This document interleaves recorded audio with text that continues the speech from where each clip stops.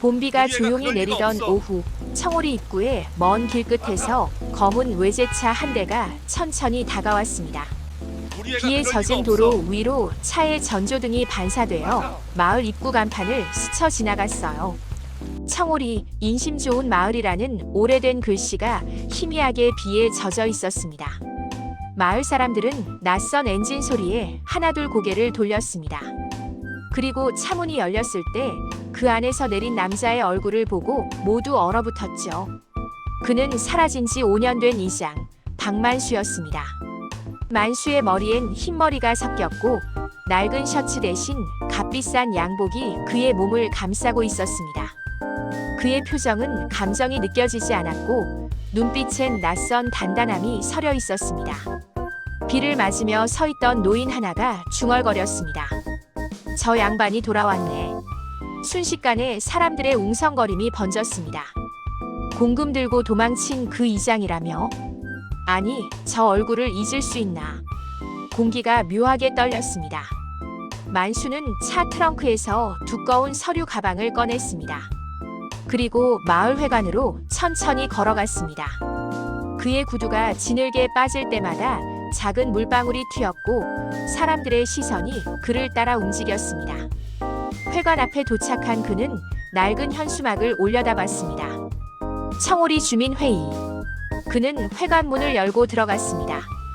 안에는 윤정의 부녀회장이 있었습니다. 서류를 정리하던 그녀는 문소리에 고개를 들었다가 손에 쥔 펜을 떨어뜨렸습니다. 이장님. 그녀의 목소리는 놀람과 분노가 뒤섞여 있었습니다. 만수는 잠시 그녀를 바라보다 고개를 숙였습니다.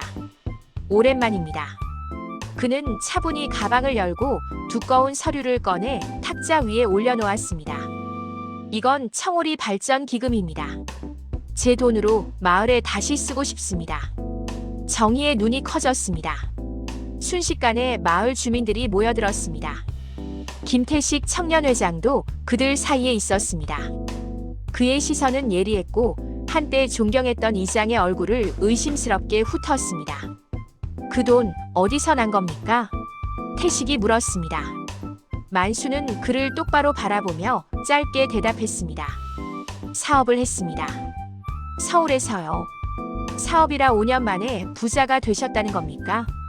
태식의 목소리는 낮았지만 날카로웠습니다.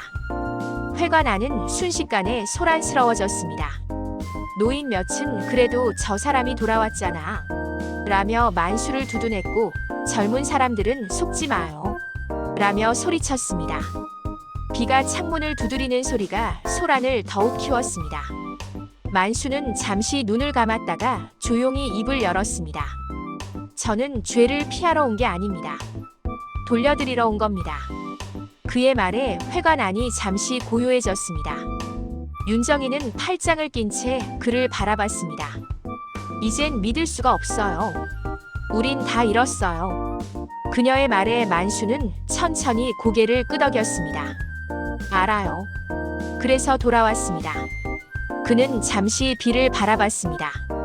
유리창 너머로 주황빛 가로등이 흐릿하게 비치고 물웅덩이에 그의 얼굴이 일그러져 비쳤습니다. 그 표정에는 죄책감과 다짐이 뒤섞여 있었어요. 회의가 끝나자 만수는 아무 말 없이 밖으로 나왔습니다. 비는 여전히 내리고 있었습니다. 그는 가로등 아래서 하늘을 올려다봤습니다. 그리고 혼잣말처럼 낮게 중얼거렸습니다. 이젠 다시는 도망치지 않겠어. 그의 목소리는 빗소리에 묻혀 사라졌습니다. 청오리의 어둠 속에서 한 사람의 귀환이 마을에 잠든 기억을 다시 흔들고 있었습니다. 며칠이 지나고 청오리에는 다시 소음이 생겼습니다. 이번엔 회관 공사 때문이었어요. 만수가 서울에서 인부들을 데려오며 본격적인 복구 사업을 시작했습니다. 마을 입구에는 시멘트 포대와 철근이 쌓이고 낯선 트럭들이 드나들었죠. 사람들은 구경 삼아 나와 일을 지켜봤지만 속으론 모두 같은 생각을 했습니다. 저 돈 정말 깨끗한 걸까? 청년회장 김태식은 마을 담벼락에 기대서서 공사 현장을 바라봤습니다. 외지인 중엔 유독 눈에 띄는 젊은 남자가 있었어요. 도시 냄새가 나는 정장 차림의 30대 초반 남자 최도연이라는 인물이었습니다. 그는 현장 책임자라 소개받았지만 태식의 눈엔 수상하게 보였어요. 그의 손목엔 고급 시계가 반짝였고 통화할 땐 마을 사람들과 거리를 두었습니다. 그날 저녁 태식은 공사장 근처에서 도연이 차를 몰고 나가는 걸 봤습니다. 그는 의심스러운 마음에 오토바이를 몰아 뒤를 밟았습니다. 산길 끝 오래된 창고 앞에서 도연의 차가 멈췄습니다. 도연은 가방을 들고 창고 안으로 들어갔습니다. 태식은 숨을 죽이고 창문 사이로 안을 엿봤습니다. 창고 안엔 낡은 서류 뭉치와 오래된 마을 장부들이 쌓여 있었습니다. 도연은 장부를 펼쳐 무언가를 확인하더니 조심스럽게 카메라로 찍기 시작했습니다. 태식의 눈이 커졌습니다. 저게 뭐지? 그는 낮게 중얼거렸습니다. 그 순간 발밑에 돌멩이가 굴러가며 소리를 냈습니다. 도연이 고개를 들더니 바로 문 쪽으로 다가왔습니다. 태식은 급히 뒤로 물러섰지만 늦었습니다. 문이 열리며 도연의 시선이 그를 꿰뚫었습니다. 여기서 뭐 하십니까? 도연의 목소리는 차갑고 낮았습니다. 태식은 어색한 웃음을 지으며 그냥 지나가던 길이었소라고 둘러댔습니다. 하지만 도연의 표정은 굳어 있었습니다. 그때 어둠 속에서 또 다른 발자국 소리가 들렸습니다. 만수가 나타났습니다. 그만해요, 도연 씨. 만수의 목소리는 낮지만 단호했습니다. 그는 태식을 바라보며 조용히 덧붙였습니다. 아직은 때가 아닙니다. 태식은 그 말의 의미를 이해하지 못했습니다. 무슨 때요? 대체 무슨 일을 벌이고 있는 겁니까? 만수는 아무 말도 하지 않았습니다. 그저 태식의 어깨를 가볍게 두드리고 돌아섰습니다. 그의 발소리가 어둠 속으로 멀어졌습니다. 그날 밤 태식은 잠을 이루지 못했습니다. 공사장 불빛이 새어들어오는 창문을 바라보며 생각했어요. 이 사람들 뭔가 숨기고 있다. 비가 다시 내렸습니다. 그 빗소리가 마치 경고처럼 들렸습니다. 마을엔 보이지 않는 그림자가 서서히 드리워지고 있었습니다. 밤 공기가 싸늘했습니다. 산속길은 안개에 덮여 있었고 달빛이 희미하게 나무 사이로 스며들었어요. 김태식은 다시 그 길을 오르고 있었습니다. 며칠 전 창고에서 본 장면이 머릿속을 떠나지 않았거든요. 이대로는 안 되겠다. 그는 손전등 하나를 들고 조심스레 산길을 걸었습니다. 이슬이 묻은 잡초가 바짓단에 닿을 때마다 서늘한 물기가 스며들었어요. 창고 앞에 다다르자 안에서 희미한 불빛이 새어나오고 있었습니다. 태식은 조용히 숨을 죽이고 틈새를 들여다봤습니다. 그곳에는 만수와 낯선 노인 한 명이 서 있었습니다. 그 노인은 청오리의 옛 개발위원장이었던 장 노씨였습니다. 그의 손엔 오래된 서류가 있었고 만수는 그걸 바라보며 말없이 서 있었습니다. 장 노씨의 목소리가 낮고 거칠게 울렸습니다. 그때 내가 입 다물지 않았으면 내 가족은 다쳤을 거다. 알지? 만수의 손이 주먹을 쥐었습니다. 당신은 나한테 모든 걸 덮으라 했죠. 하지만 이제 끝내야 할 때입니다. 그의 목소리는 떨렸지만 단단했습니다. 태식은 그 말을 듣고 숨을 멈췄습니다. 그는 핸드폰을 꺼내 몰래 녹화를 시작했습니다. 장노 씨가 서류를 불 속에 던졌습니다. 종이가 타들어가며 희미한 연기가 피어올랐습니다. 불빛이 두 사람의 얼굴을 번갈아 비추었고 태식은 그 장면을 카메라로 찍었습니다. 그 순간 바닥의 낙엽이 그의 발밑에서 바스락거렸습니다. 누구야? 장노 씨가 고개를 돌렸습니다.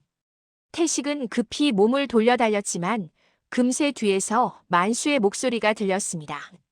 태식 씨, 잠깐만요. 태식은 멈춰서서 숨을 몰아쉬었습니다. 만수가 다가와 그의 손에 든 핸드폰을 보더니 한숨을 내쉬었습니다. 이건 당신이 생각하는 그런 일이 아닙니다. 그럼 뭡니까? 왜 진실을 숨깁니까? 태식이 소리쳤습니다. 만수는 한동안 대답하지 않았습니다. 그의 눈빛에는 깊은 피로가 서려 있었어요. 그때 그 돈은 내가 가져간 게 아닙니다. 하지만 내가 책임져야 했어요. 그게 내 가족을, 마을을 지키는 길이었으니까요. 태식의 표정이 굳었습니다. 그는 말없이 만수를 바라봤습니다. 만수는 낮게 덧붙였습니다. 이 마을을 살리는 게 진짜 복수입니다. 장노 씨는 그 말을 듣고 비틀거리며 뒤로 물러섰습니다. 넌 아직도 정의를 믿는구나 어리석지. 그는 갑자기 가슴을 움켜쥐고 쓰러졌습니다. 태식이 놀라 달려갔지만 이미 늦었습니다. 노인의 얼굴은 창백했고 그의 손끝엔 검게 그을린 서류 조각이 남아 있었습니다. 만수는 그 조각을 바라보다 고개를 숙였습니다. 이제 끝났네요. 그의 목소리는 낮고 무겁게 떨렸습니다. 새벽 바람이 불었습니다. 불길은 완전히 꺼졌고 잿더미만 남았습니다. 태식은 그 위에 서서 타버린 서류의 흔적을 바라봤습니다. 만수는 조용히 창고 문을 닫았습니다. 이건 아무에게도 말하지 마요. 이젠 마을이 살아야 하니까요. 그는 그 말을 남기고 천천히 산길을 내려갔습니다. 남은 건 새벽 안개와 잿더미 위로 흩날리는 제 조각뿐이었습니다. 새벽이 지나고 햇살이 마을에 내려앉았습니다. 청오리의 공기는 어제보다 맑았지만 산속에서 있었던 일은 아무도 모른 채였습니다. 김태식은 잠을 한숨도 이루지 못한 채 창문가에 서 있었습니다. 그의 손에는 여전히 휴대폰이 들려 있었고 화면 속엔 전날 밤의 영상이 남아 있었죠. 만수의 목소리, 타오르던 불 그리고 쓰러지는 장노 씨. 그 장면이 머릿속에서 반복되며 그의 심장을 쿵쾅거리게 했습니다. 그날 오후 마을로 경찰차가 들어왔습니다. 누군가 산속에서 장노 씨의 시신을 발견했다고 했습니다. 사람들은 놀랐고 곧 소문이 퍼졌습니다. 그 이장이 또 연루된 거 아니야? 이젠 경찰이 다시 수사하겠네. 마을 회관 앞은 다시 혼란스러워졌습니다. 박만수는 경찰서를 향했습니다. 언론은 이미 냄새를 맡았고 기자들이 카메라를 들이댔습니다. 5년 전 마을 공금 사건의 인물, 다시 경찰 조사. 그는 아무 말도 하지 않고 차에서 내렸습니다. 짙은 그림자가 얼굴에 드리워졌지만 그의 발걸음은 무겁지 않았습니다. 조용히 문을 열고 안으로 들어갔습니다. 조사실의 공기는 싸늘했습니다. 형사가 묻습니다. 장노 씨와의 관계가 뭡니까? 그분은 제 스승 같은 사람이었습니다. 산속 창고에 있었다는 증거가 있습니다. 만수는 잠시 눈을 감았다가 조용히 고개를 끄덕였습니다. 그건 맞습니다. 하지만 그분은 이미 심장이 약했습니다. 저는 손도 대지 않았어요.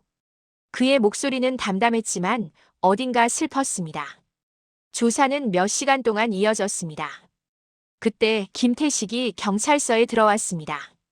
그는 자신의 휴대폰을 꺼내 영상 파일을 보여줬습니다. 이게 증거입니다. 이장님은 그 노인을 해치지 않았습니다. 이건 모두 진실입니다. 영상 속에서 만수는 불타는 서류를 말리려 했고 노인이 먼저 쓰러지는 장면이 그대로 찍혀 있었죠.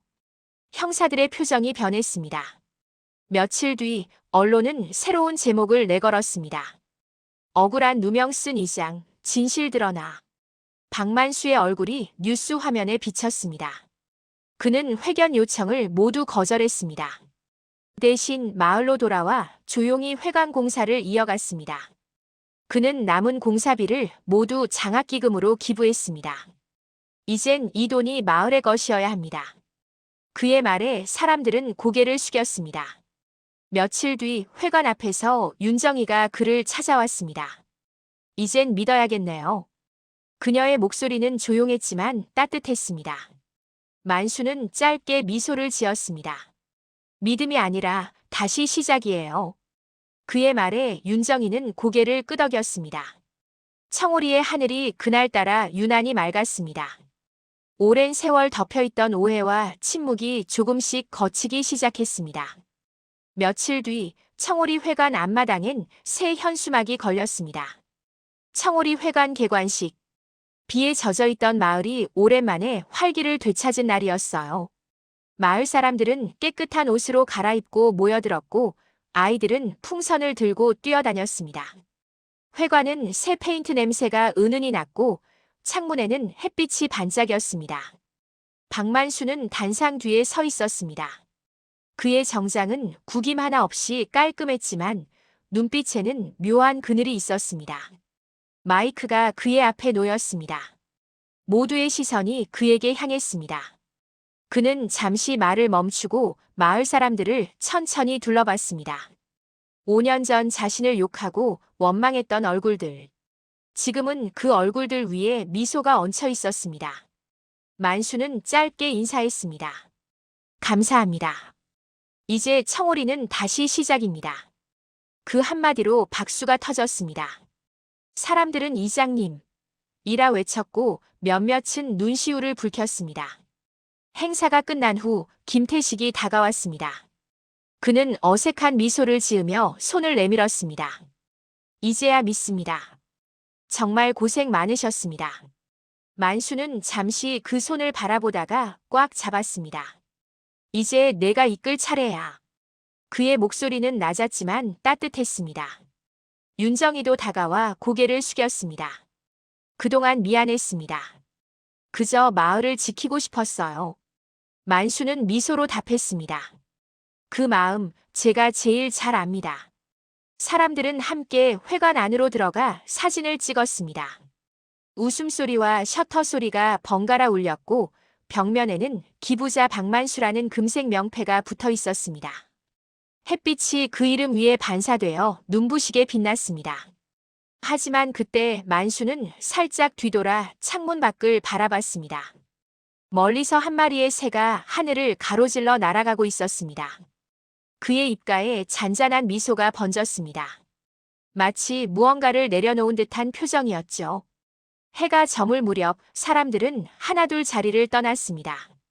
회관 불빛이 켜지고 아이들의 웃음소리가 멀어졌습니다. 만수는 홀로 회관 안에 남았습니다. 탁자 위에는 꽃다발 한 송이와 감사패가 놓여 있었습니다. 그는 그것을 손끝으로 가만히 쓰다듬었습니다. 이제 됐어요. 그의 목소리가 홀 안에 조용히 울렸습니다. 그리고 천천히 문을 닫고 밖으로 나왔습니다. 가로등 불빛이 길게 그림자를 느렸습니다. 만수는 잠시 하늘을 올려다봤습니다. 별 하나 없는 밤이었지만 그의 얼굴엔 평화가 깃들어 있었습니다. 그는 회관을 마지막으로 바라봤습니다. 이제 다 끝났네요. 그는 그렇게 중얼거리며 차에 올라탔습니다. 엔진 소리가 낮게 울렸고 차는 천천히 어둠 속으로 사라졌습니다. 청오리의 불빛이 뒤로 멀어지며 마을은 다시 고요 속으로 잠들었습니다.